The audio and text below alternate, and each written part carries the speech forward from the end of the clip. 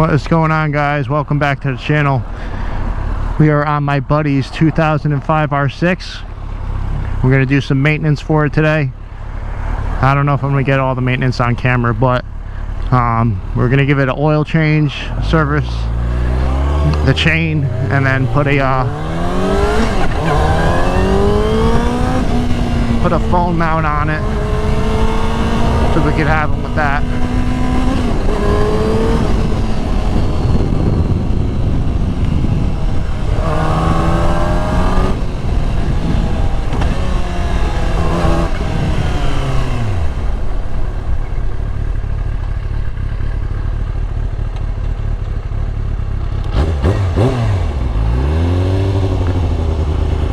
So the battery's kind of dead right now. I'm gonna have to recharge it when I get back to the house and I start doing the maintenance on it, because hopefully we can save this battery. I don't know if it's a shot or what, so I'm just keeping the RPMs up a little bit to make sure this thing don't die.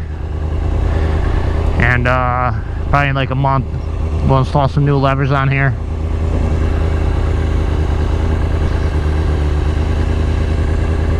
So this is a nice bike though, man. It's only got like 6,000 miles. Thing's like brand new. You know what I mean? It's probably just broken in or not even.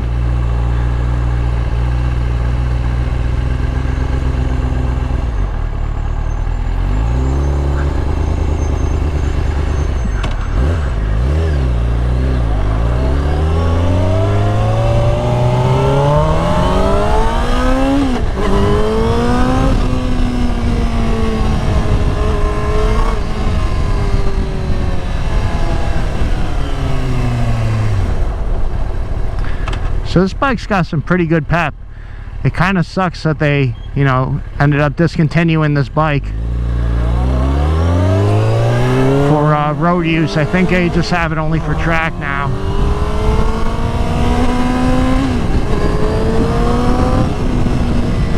But this is a good little bike.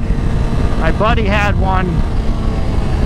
I think it was a couple years newer, but you know, the platform's pretty similar besides like the headlight changing and the tail. Well, other than that, it's a pretty solid bike. You could probably get these things for pretty cheap, you know, especially if you're a newer rider. This is a pretty good bike for someone that has a little bit of experience. I mean, the main thing is with any type of bike, you know, is that you pay attention to the throttle control, because, you know, if you could really control yourself on the bike, then you could really ride anything. But obviously, you know, you want to be careful, because a lot of beginner riders, when they get their first bike, aren't really careful.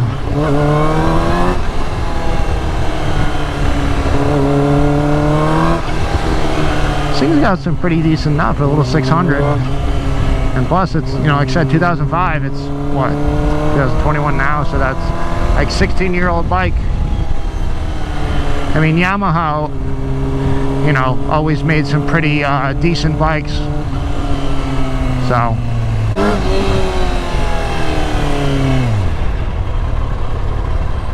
this bike's got most of its power in the upper RPM range. Once you start getting from like 12k, you know, up 10 to, you know, at least 10k and up, maybe even 12k, that's where the, you know, the majority of the power band is going to be.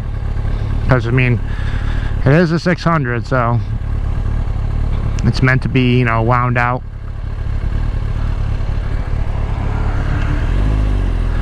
But yeah, it's got a pretty comfortable position. It's not too, it's really not that hard on the wrist. And I think he's got some type of slip-on here, and I'm pretty sure that's it. But when I'm wiring up the phone mount to connect it to the battery, we'll see. You know, we'll see how easily it hooks up, which I think should be pretty easily. If anything, I just got to take a bolt off the tank or two and then just lift it up to tuck the wires in where I need it to be. But it should be a pretty easy install.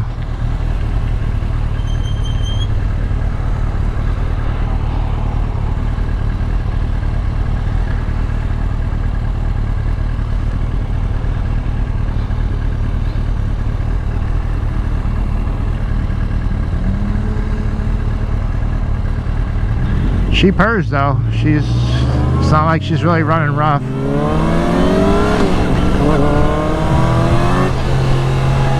I think the bike just really needs to be opened up some.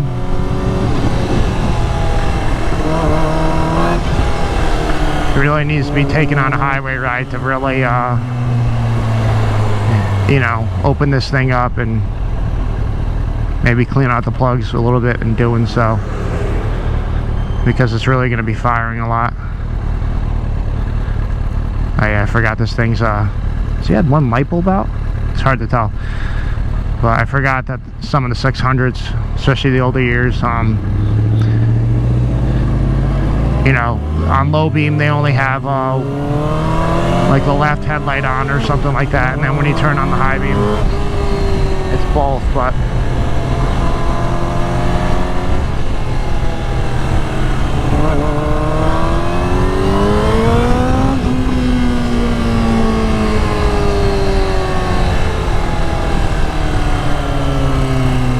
it's definitely a fun little bike though. I haven't, you know, the new tires are still being broken in.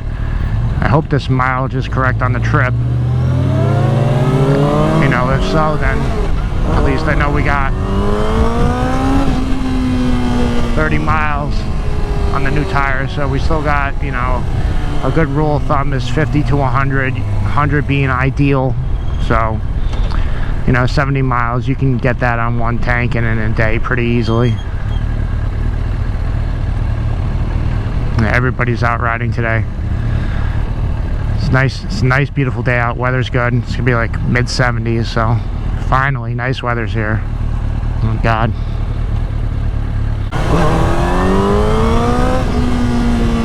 You know, once you start revving it out a bit.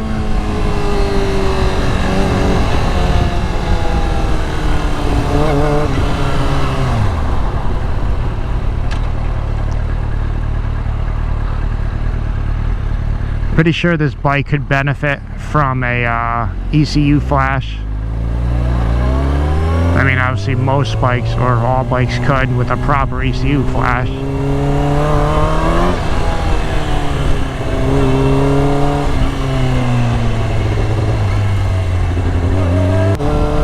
This bike can be a fucking beast in the turns because, you know, most 600s are. Because, you know, they're a lighter bike. I could just imagine how the brand new R6 was that, you know, the last year that they released it for roads or the, you know, the street legal ones. Because I think the new ones you could order them, but I believe they're all just, you know, track purpose only.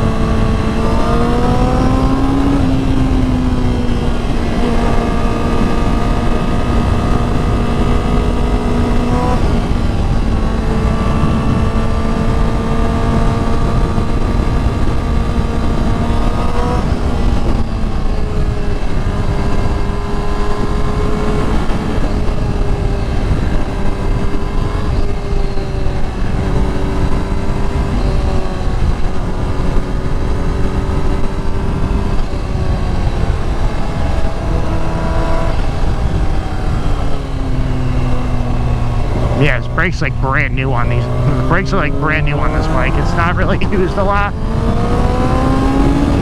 Obviously, due to the mileage.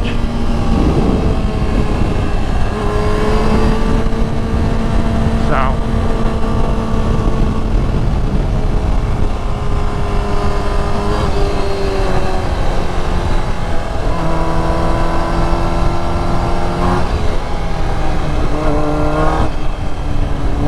got some pretty decent nut. I mean, obviously 600s have a decent amount of power, but yeah, it's not bad.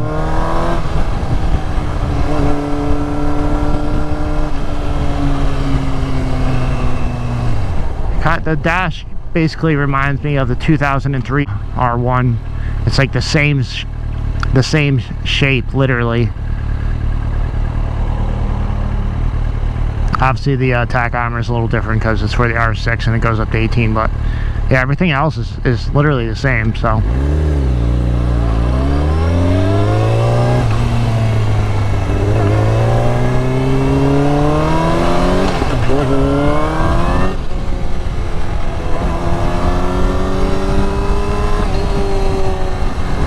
I'm sure to program the shift light when you want it to be and to set the time is the same process, holding the both buttons and then waiting for it to flash, and then I think you press the you know, the set to get to the next thing and the reset to change it, and then, you know, set again.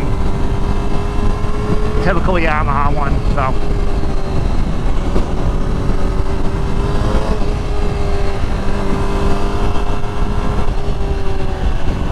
So I got the backpack on right now. Obviously you can't see it because it's on my back, but I got the oil, the filter,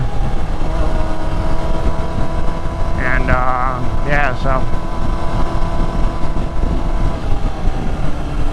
I won't have to ride with the backpack on the way to deliver his bike back to him, which will be nice. So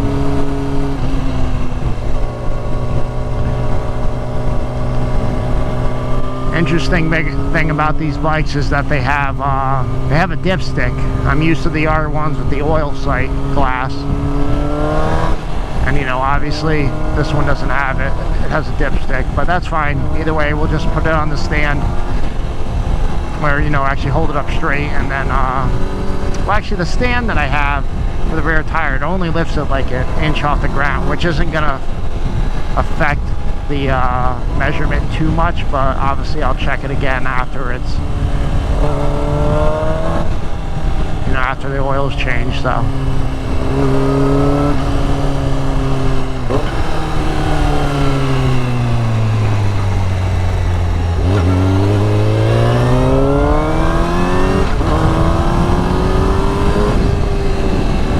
but alright guys, so I'm almost at the house, and then we'll start filming, you know, kind of while I'm doing the oil change and it's in the process.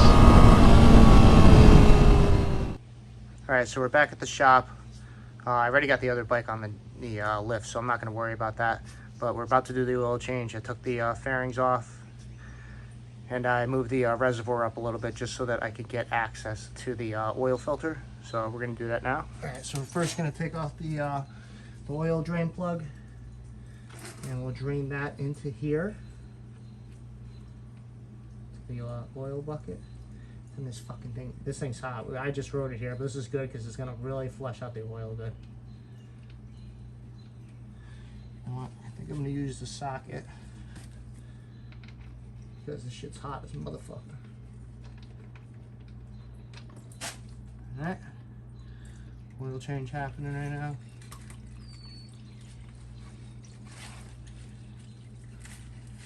Oh yeah, the hotter that oil is, the you know, the quicker it's going to drain out, and the more of it that's going to drain out, because obviously you want to get out as much oil as possible when you're doing this.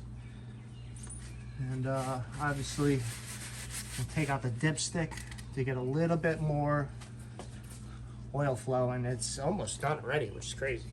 Alright, so we just got the dipstick out, and obviously it is, you know, it is draining a little bit quicker now.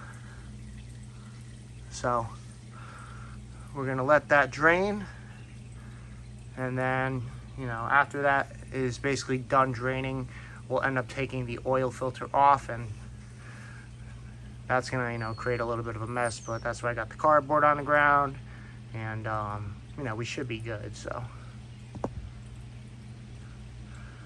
after the oil change is done, we are going to we'll do some maintenance on the chain, lube it up, make sure, you know, the chain's in a good spec, which I think it should be, And then I'll end up installing a phone mount for my buddy, hook it up to the battery. Oh, that's another thing. I got to go charge the battery now because the battery was almost dead. All right, so now we're going to take off the oil filter. Already got my tool hooked up there, so now we'll be able to get this off easily. And you know, you want to go a little slow with it at first so that it ends up, you know, just slowly dripping out, not going crazy. But I said, since the bike was so hot, you know, the big majority of it already got out. So I'll leave my tool on here. Here we go. Alright, so that's dripping out, and this filter is hot as a motherfucker. But alright, now we just gotta wait for both of those to drain. We'll end up putting the new oil filter on, and you know, a little tip: get some like rubber gloves, or you know, well, not these, but some type of glove that's kind of grippy, just so that when you're gripping to put it on. Or if you have, so my buddy gave me a K&N oil filter to use, and it has a you know, a nut on it, which makes it easier. So. But if you're using the stock oil filter and you don't have the tool for it, like I said, you shouldn't really torque this oil filter down a lot anyway. But like I said, always use oil on the O-ring on the oil filter, and then, you know, try to tighten it up much by hand with the stock filter. And then, you know, if we're using this K&N one, you know, just make sure you tighten it snug. Don't go crazy, because if you torque it down too much, it's going to screw up the seal and you're going to have leaks. So alright, so everything is drained. I ended up cleaning up the casing over here to make sure when the oil filter gets put on, it's not dirty. We got some fresh oil here. Something to pop the seal. So what I do is I end up putting a little bit of oil into the oil cap, just so that I don't have to put a lot in there, just so there's just enough to put the lubrication on the new oil filter. Like I said, here's your oil filter. I'm just going to be going like this. Make sure your hands are clean before you do that. Dip your hand in the oil, and like I said, just literally keep running it around like this. I like to do it a decent amount of times just to make sure. You know, just glab the oil on there.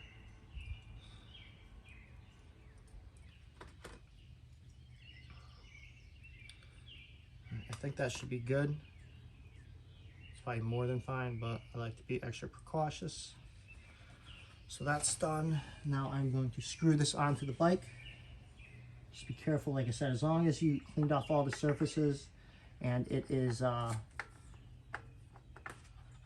clean, it should go on relatively easy. You just gotta catch the threads, take your time doing it. Just be careful, because if you have your oil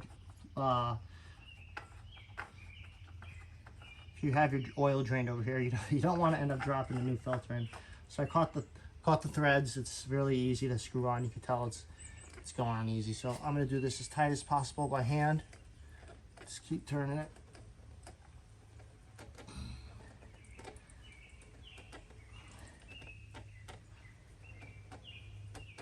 And then once I can't move it with my hands anymore, they're a little slippery right now because of the oil, but then we'll just snug it up just a tiny bit. Okay, so I think that's good. Get your new crush washer on your drain bolt. Get your rag and make sure you wipe off the surface that this thing is going into so it's clean. That. Yeah. Clean this up really quick just because there's a little bit of oil on it and dirt. Alright, so that is good. Screw this back in here. And like I said, be careful, because you do not want to drop this plug into the dirty oil. Alright, so now since that is caught the threads, I'm moving this out of the way. So we don't got to worry about that. Alright, anybody that's wondering, That oil drain plug is 17 millimeter. So take the rest of the oil that I had in the cap to loop up the O-ring, pour it back into here. So that's good. And yeah, and then you just tighten this down. Don't go too crazy. You want it tight.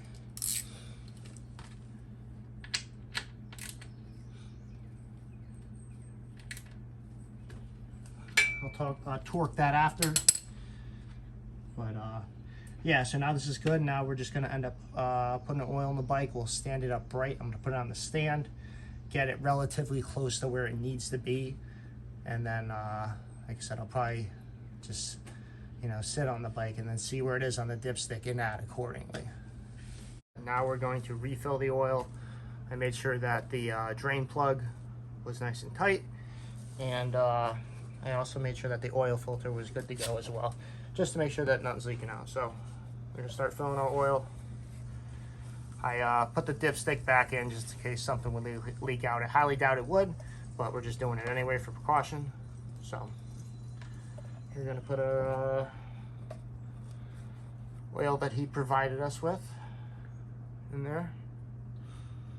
And what I like to do, just for a good rule of thumb, is, you know, after you put a cord in, just let it sit for a minute, you know, just to make sure you don't see anything leaking, in case you forgot to, you know, tighten the drain plug pretty good, or the oil filter itself, because that's all you need is, you know, you put a quart of oil in and then it ends up going all over the floor. So obviously after a couple minutes with the 1 quart in, if it's fine, then you can do the rest.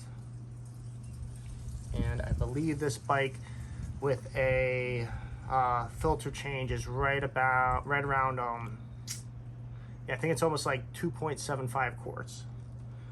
So when you go to the dealer, obviously get 3, and then, you know, you get your oil filter. Make sure you get your crush washer, and that's what you'll need for that.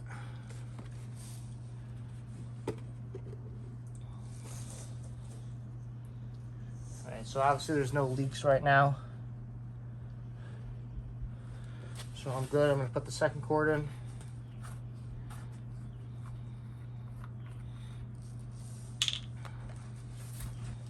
Put this in. Just make sure you watch your this thing right now. I'm having a brain fart. Just to make sure that it's not leaking out.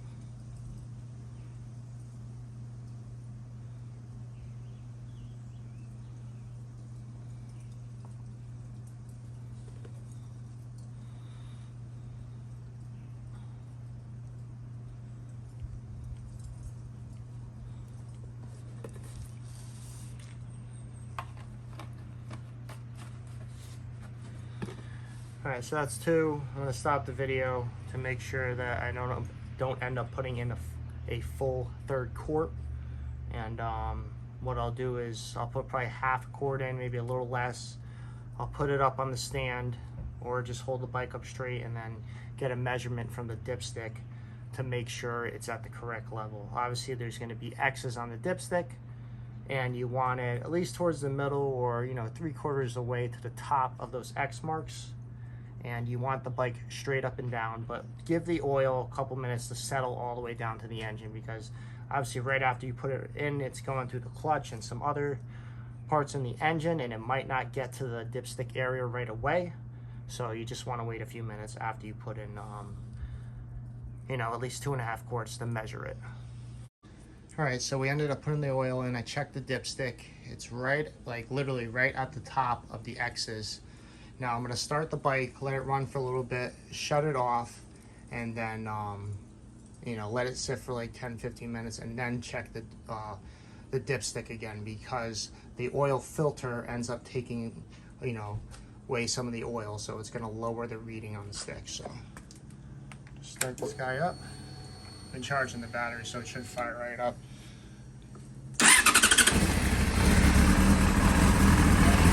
Good there.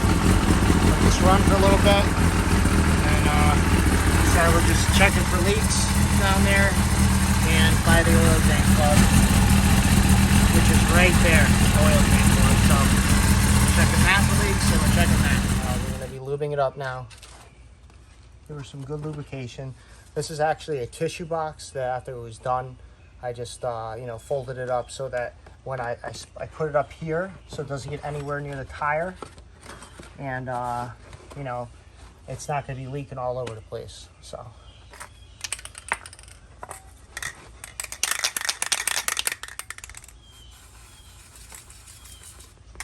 And this one's out. Okay. That's why you have a spare, because you never know when you're going to run out.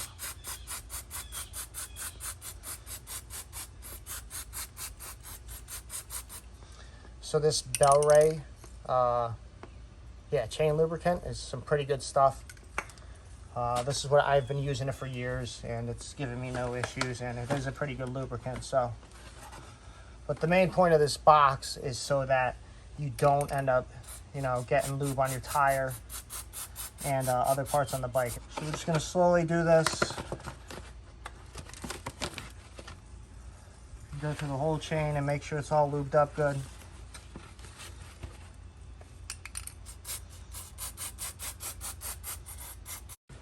It is important to keep up with the maintenance on your chain.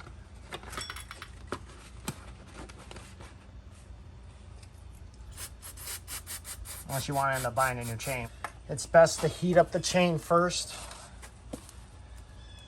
to really get any of the lubrication to stick better.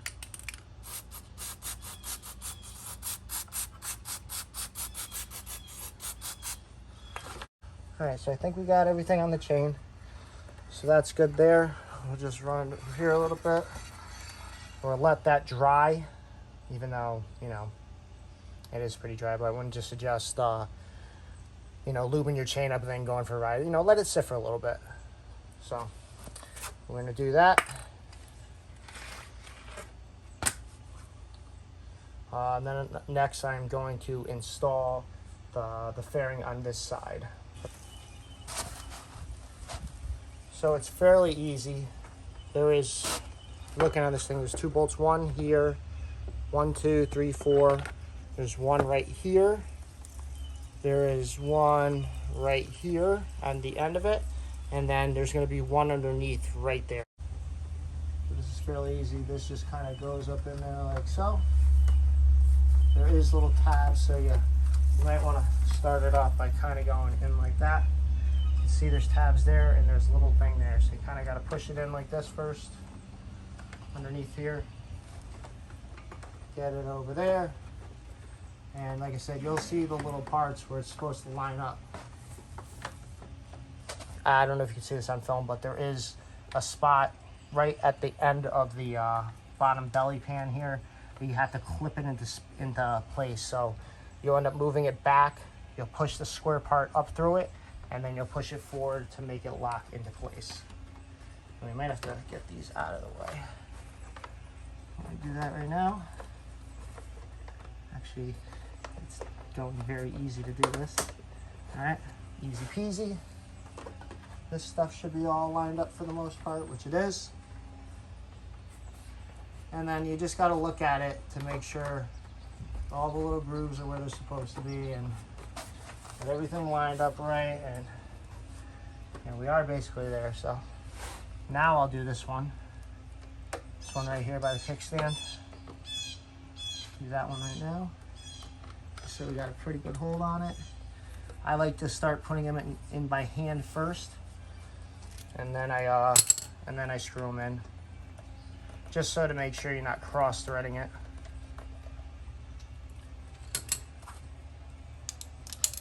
I mean, I guess if you really did, you could just get another clip that ends up holding the bolt in, and it won't be that big of a deal. But like I said, you just want to be careful, because why are you going to spend extra money on it if you don't have to? We got that one. I'm gonna start doing the top 4 ones, and I will probably end up doing the bottom bolt last. Yeah, that should be no problem. We'll do these. So these are all the same size. You're gonna have to literally just kind of pry this up to get it to the right spot.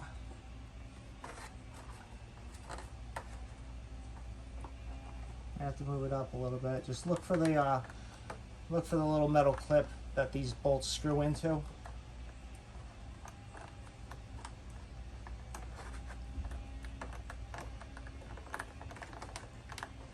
I think I caught it. Yep. So now it's bringing it right where it needs to be.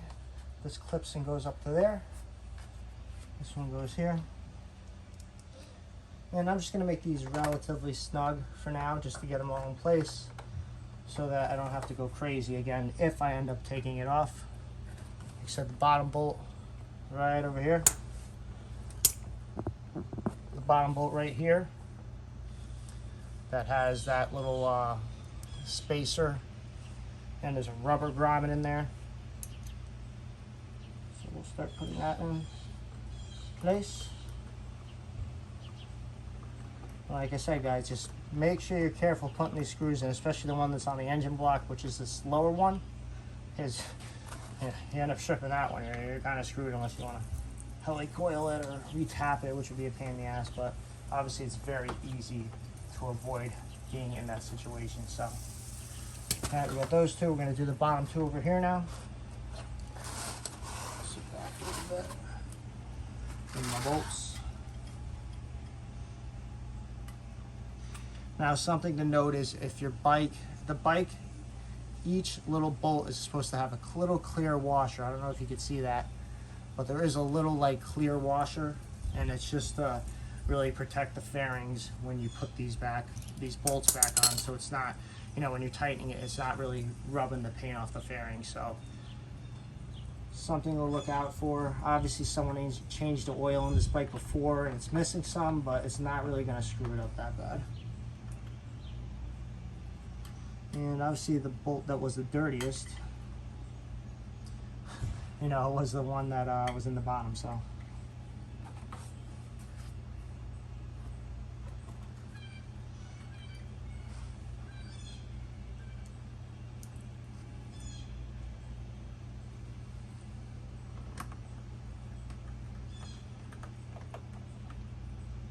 One, two, three, four, 5, 6 right there. That's done. Then we will put our bolt in the bottom hole that's underneath the bike. And just make sure everything is lined up where it's supposed to be. And it looks like it is, which is good.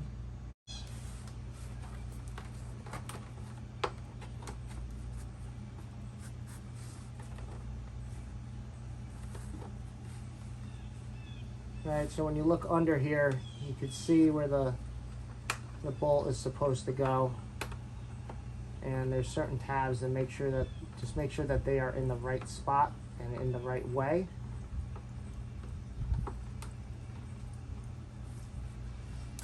Where's my wrench? There it is.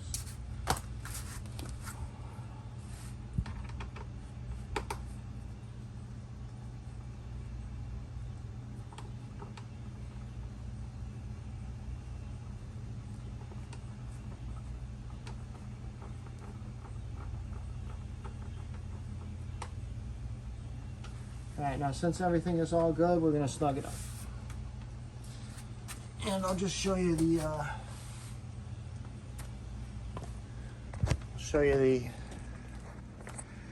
so there is the phone mount. It does have a USB-C. It does have that thing where you plug in your thing, so no matter what kind of phone you have, it will work on it. And then you just, you scrunch up your cable, and then you can just put it underneath. And then, you hook it to the battery. But I'm still charging. I can't believe how bad this battery was drained, because, it was sitting all over winter. I'm pretty sure we could save it, hopefully. But it is charging, and then when I went to go start it, it did start up very quickly, so that is a good thing. All right, let me button this up.